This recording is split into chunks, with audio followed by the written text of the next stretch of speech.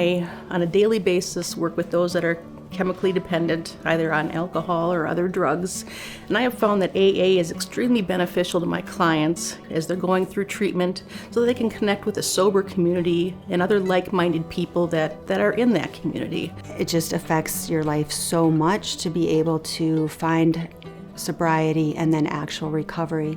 And the difference between those two really is AA. I've seen a lot of change, been through a lot of pain. Some things are not the same as they were a year ago. I've changed for the better this time. I thought I would never be fine. I strive just to say I'm alright. And for the first time in a long time, I'm alright. Getting sober is very difficult for clients because they have to change everything.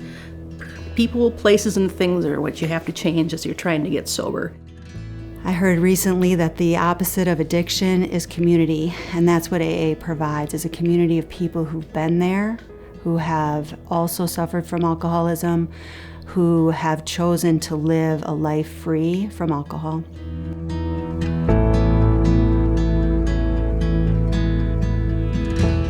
When a person walks into the room, they're welcomed because the people there understand what they might be feeling. They've been there.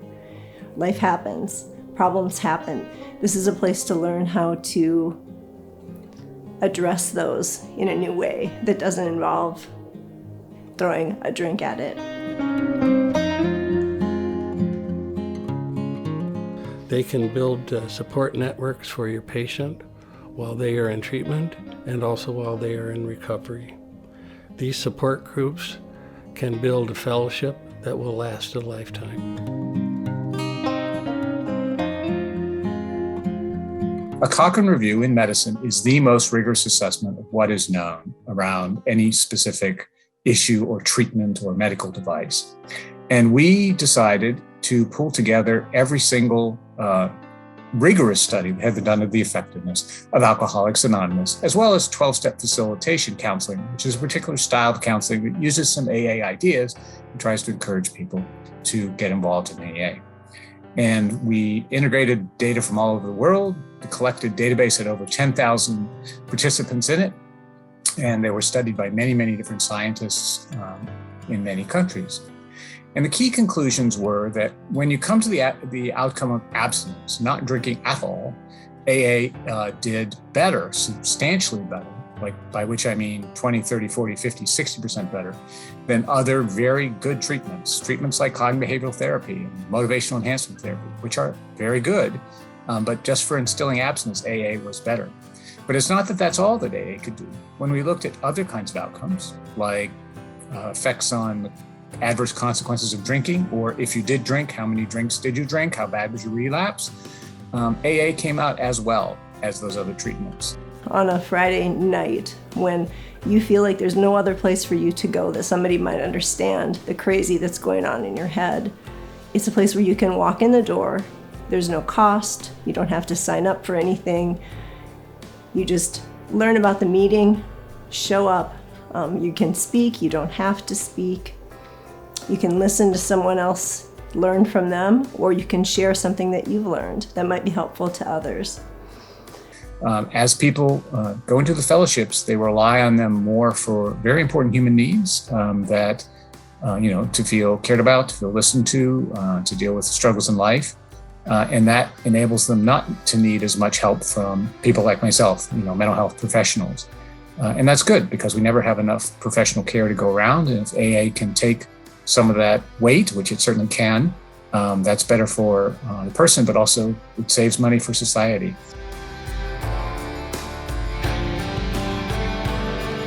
I have a story of that comes to mind when I think about successes. There were many scores of people who recovered through DWI court, and particularly their involvement in AA. One was a woman who came to us on her third DWI. She was so ashamed having to call her teenage daughter to come pick her up from jail after that third DWI. She had obviously tried not drinking before, but she wasn't able to do it on her own. And she finally realized she really needed to change everything. Who she hung out with, where she went, and how she spent her free time.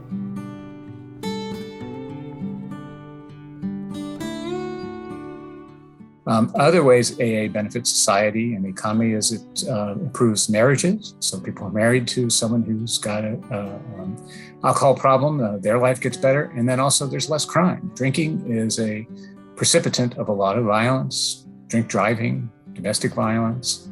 And so when people stop drinking, that takes that suffering, but also the financial cost of all those things off of society. So it's really the closest thing, society has to a free lunch. AA does not take tax dollars. It is self-supporting, but it gives massive economic benefits to all the societies in which it exists. The program is simple. It's not easy. There are things that a person is going to have to do in their life, changes that they're going to have to make. It's a life change. It's not a quick fix. We all know the people who are suffering from alcoholism. They're not all court involved. But we know that people's lives can be completely controlled by alcohol and become out of control for them. I knew I was addicted to alcohol for years before I was able to do anything about it. Nobody really inquired about my alcohol use, although it might have been obvious to them. Really, the only purpose of Alcoholics Anonymous is for us to get sober and to help others to achieve sobriety. And nothing works like AA when it comes to that, because we're in a group of people solely directed in that direction, wishing to help and to be helped. And that's all AA is about.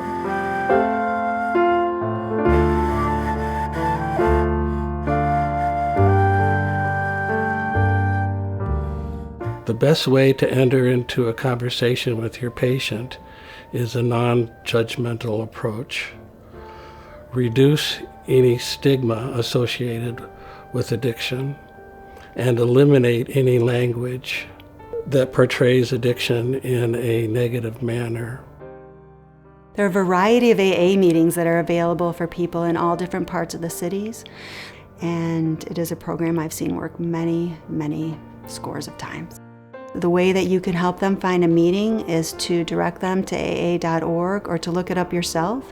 There's a meeting locator on that app and website, and that's a place where you can help them take the first step toward recovery.